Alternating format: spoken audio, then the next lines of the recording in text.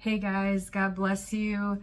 I have a word to encourage you today, and this word is specifically for individuals who you've been given the honor and the role of having some sort of influence, whether it's in ministry as a pastor or a minister, a prophetic voice, a Bible study leader, a group leader, or in your workplace, in your home, where you have authority in the spirit realm or in the natural over a person or a group of people. But this can also apply if you say, well, I don't fit into any of those scenarios in this season. This can also apply to you relationally if the Lord has given you people that he's having you minister to. So I know it will encourage many of you. And what I heard the Lord say and speaking to me as he was actually ministering this same word to me in a situation recently, he said, don't be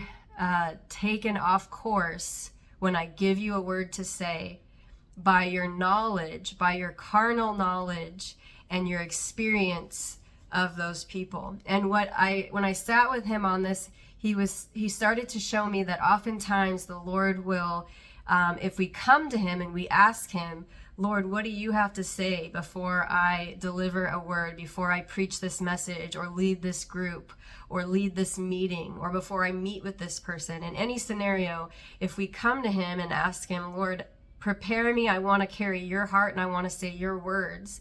He is honored by that, and he gives us, the Holy Spirit delivers to us the message, whether it's a sermon, a discussion, a topic, a word, whatever it is that he wants you to release to that person or that group of people.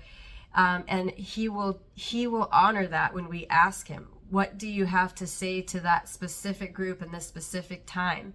He will honor that. But what can happen, even if we carry that message with a diligence into the scenario, what can sometimes happen is when we're in the scenario or as we prepare before the scenario, we can actually dilute what the Lord wants us to say to that group of people by bringing in our carnal knowledge of what those people are going through, what we know they might want to hear, or what we think they might need to hear, and we start to insert our own carnal knowledge of, okay, I know that this person's struggling with that. I know this person might need encouragement with this. I know this person might need some encouragement with that, whatever it is.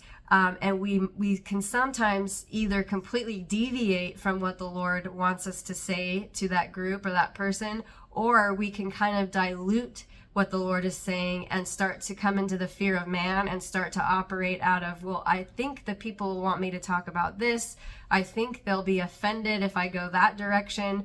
I think that a lot of people won't understand, or they'll misunderstand me if I deliver that word. So I'm just going to talk about what I know that those people need to hear. And our knowing is actually a carnal or a worldly knowledge of what we think those people need. And what the Lord wants us to do, as anyone who has a voice, anyone that is in a position of leadership, especially in ministry, it is so important that we keep what the word that the Lord wants us to release to a group of people, the topic that he has, the wisdom that he has for us to deliver to them, that we keep it pure and separate from our own carnal or worldly thinking. And that is so strongly on his heart, and I wanted to deliver that to you guys. I know there are people in your life that, even if it's just one person right now, because the Lord has you in a hiding season or a secret place, even if it's just one person that you have a voice or a voice to speak over them,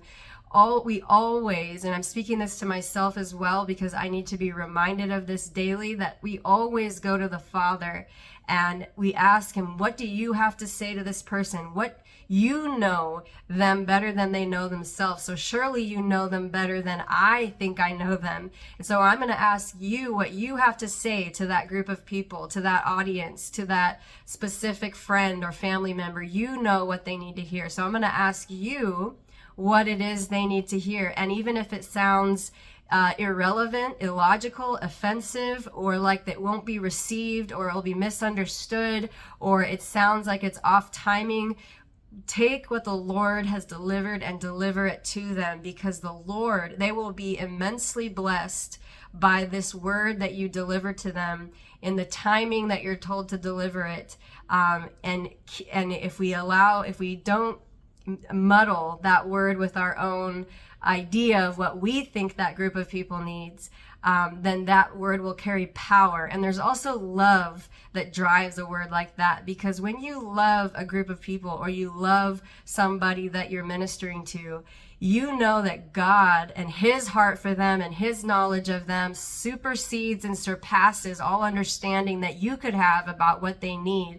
And so you're honoring them and you're loving them, that group, that person, by actually speaking the word of the Lord and speaking what he has to say to them, instead of your own thoughts and understandings of what you think they might need. And sometimes it can even turn into flattery, or the fear of man, trying to be liked by a group, because you know if you talk about this, or if you give a word about that, or if you steer the conversation this way, that they'll approve and applaud you internally, and you'll receive some affirmation. And we got to stay out of that, stay out of the fear of man, and step into the righteous fear of the Lord, because that is true love. When you truly love someone, it does not matter to you what they perceive of you.